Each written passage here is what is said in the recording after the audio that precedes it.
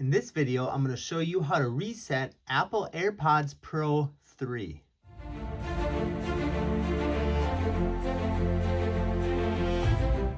So the procedure for resetting the Apple AirPods Pro 3 is different than it was on earlier generations.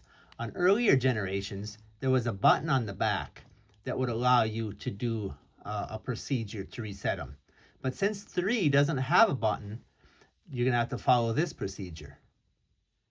So the first thing you're going to want to do is put the AirPods into the case and close the lid and leave it for about 30 seconds. So the next step, you're going to open the lid, then you're going to double tap on the green light 3 times.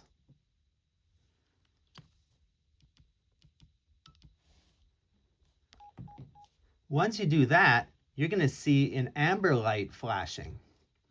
We're going to wait for that amber light to stop flashing and see it start flashing white. Once it starts flashing white, that means it's ready to start pairing with your phone. And as you can see here, it's ready to start connecting these AirPods with my phone. Thank you for watching. I hope this video helped you. Please give it a like if it did, and we'll talk to you next time.